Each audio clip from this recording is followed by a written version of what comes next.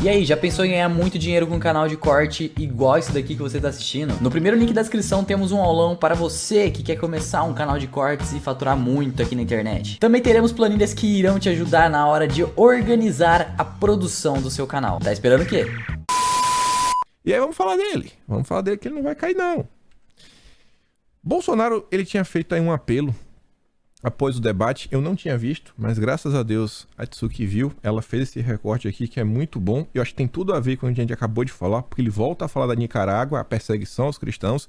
E Bolsonaro fala o seguinte: sem independência. E eu defendo cada vez mais a liberdade de imprensa. Da minha parte, nunca haverá censura ou controle para você.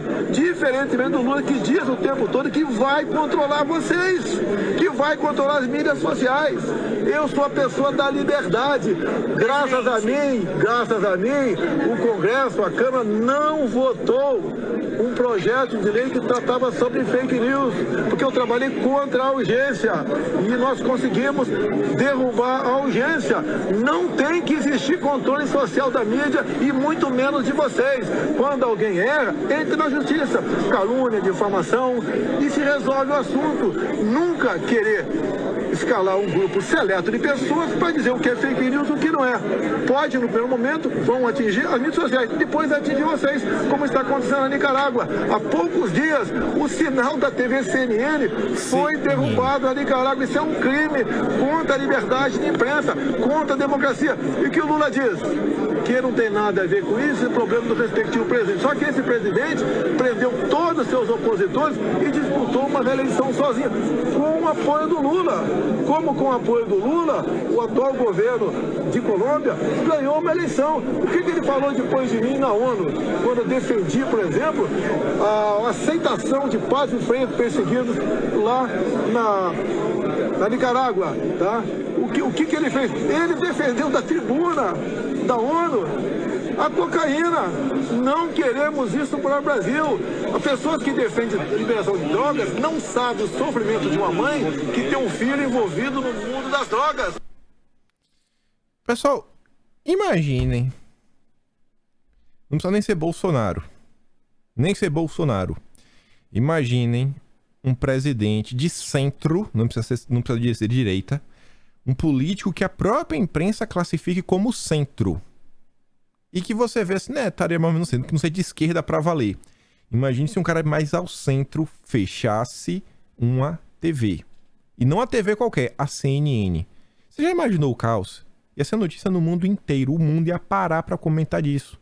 A CNN é um dos grupos que tá basicamente ao redor de quase todo o planeta. Pouco foi dito sobre o Daniel Ortega, o aliado do Lula, fechando a CNN. Por quê? Porque estamos aí nas eleições na semana que vem e isso daí pode prejudicar o Lula. Não podem comentar. Bolsonaro falou da questão da ONU, o que o Petro defendeu. O Lula, saiu uma matéria no Poder 360 meses atrás, que o Lula também cogita alterar aí a lei antidrogas. No discurso, falando de discurso da ONU, o outro aliado do Lula, o Alberto Fernandes, falou o seguinte: o Fernandes manifestou interesse em regular o uso das redes sociais de alguma forma, para que nessas plataformas os discursos violentos e de ódio deixem de circular. É a mesma justificativa do Lula, é a mesma coisa que está acontecendo na Nicarágua. Segundo o Ortega, né, os padres, eles estão promovendo discórdia. É a mesma coisa. E pior, não fica só aí. Já eu saí de uma matéria que estava no vídeo, acho que anteontem, não deu tempo de comentar. Falei, depois de comentar sobre isso, que requer mais tempo. Saiu no New York Times. O Leandro Ruge até fala, uma matéria do New York Times deixa claro como não existem mais liberdade de expressão na Alemanha. Pessoas estão sendo condenadas por posts ou críticas, né, à agenda socialista, ou críticas mais fortes contra burocratas. Isso daí é o socialismo democrático do Teatro das Tesouras Global. Aí tá aqui a matéria, ó. Combatendo o extremismo de extrema direita, a Alemanha foi mais longe do que qualquer outra democracia ocidental para processar indivíduos pelo que dizem online, testando os limites da liberdade de expressão na internet.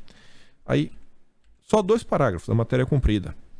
As autoridades alemãs apresentaram acusações por insultos, ameaças, assédios. A polícia invadiu casas, confiscou eletrônicos, trouxe pessoas para interrogatórios. Os juízes aplicaram multas no valor de milhares de dólares cada. Alguns casos enviaram os infratores para a prisão. Se for apoiador de Bolsonaro, né, com certeza é para prisão. A ameaça de processo, eles acreditam, não erradicará o ódio online, mas empurrará algum dos piores comportamentos de volta para as sombras.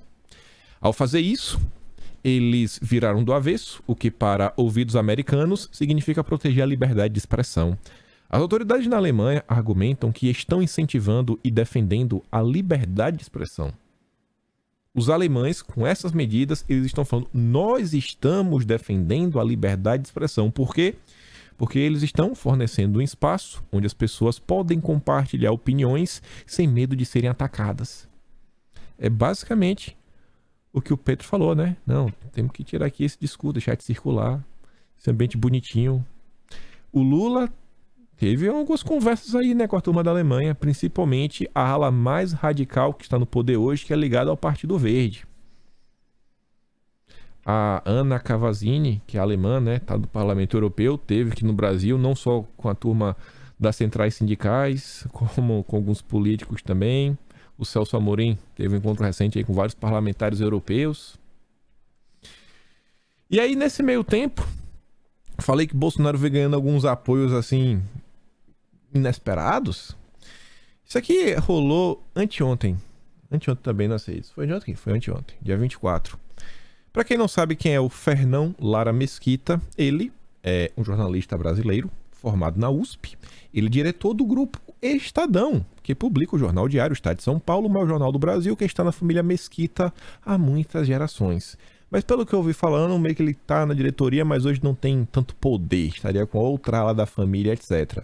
Mas independente disso, um cara aí, né, que a família domina o Estadão, né, há muitas gerações, é da família dos fundadores. Ele grava um vídeo de um pouco mais de 10 minutos, onde ele está fazendo um apelo para as pessoas que, pelo amor de Deus, coloquem a mão na consciência, olhem o que o Lula representa. Ele até deixa disponível o link para o Plano Nacional de Direitos Humanos do PT, que é o PNDH3. Bolsonaro combateu isso assim arduamente quando ele era deputado federal e tá aí. Quem poderia imaginar? Eu até comentei com um amigo meu, né? Pô, ele tinha que dar um jeito aí de tomar de volta, né, o jornal dele, porque basicamente ele foi roubado. O Estadão hoje tá na mão da turma que é Lula livre 24 horas por dia. Mas tá aí. Ele tá aclamando, pelo amor de Deus, onde é que vocês estão colocando a cabeça? Vocês estão querendo, vocês estão se deixando levar. Por falar isso aqui, aquilo outro, Bolsonaro não é esse monstro que estão pintando. Olha quem é o Lula. Enfim, nesse momento, qualquer apoio é interessante.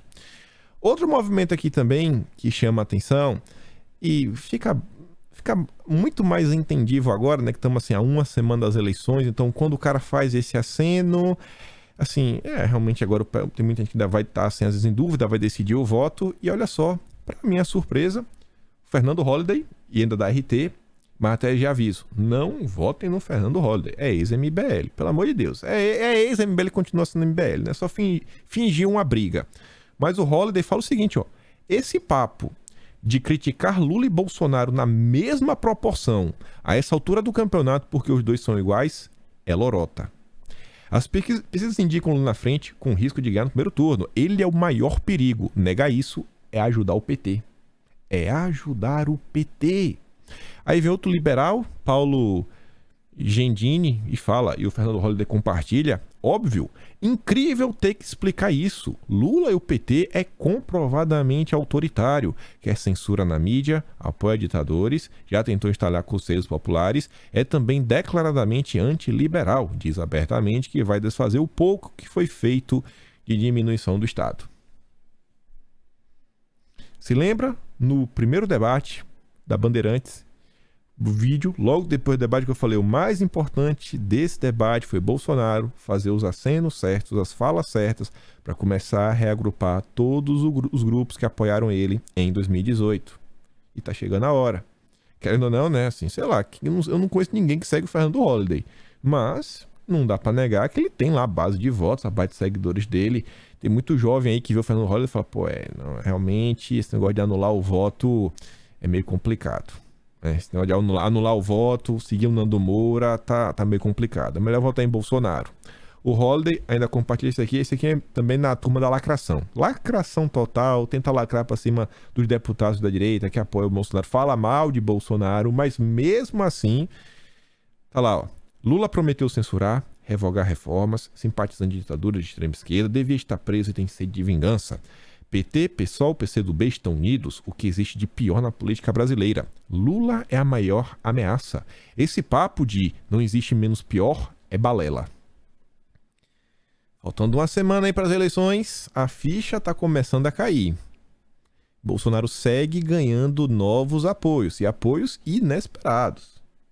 Aí veja, candidato a vice da Soraya Tronic, o Marco Sintra, ele segue criticando o Bolsonaro, mas se vier um segundo turno entre Lula e Bolsonaro, se tiver, né, se Bolsonaro não levar no primeiro turno, Sintra afirma que vai votar em Bolsonaro.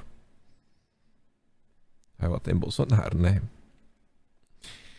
E olha essa daqui, o Oscar Filho, é oposição, nunca foi apoiador de Bolsonaro, tem toda a pinta de eleitor de Ciro Gomes, ele também disse que não gosta do Lula, e olha só, é um cara de esquerda, mas passou os 4 anos só batendo em Bolsonaro, mas desde 2018, e ainda assim ele fala o seguinte, ó, agora parte da internet quer forçar uma aproximação fictícia do Ciro com Bolsonaro, apenas porque Ciro está sendo veemente em dizer que Lula é um ladrão corrupto.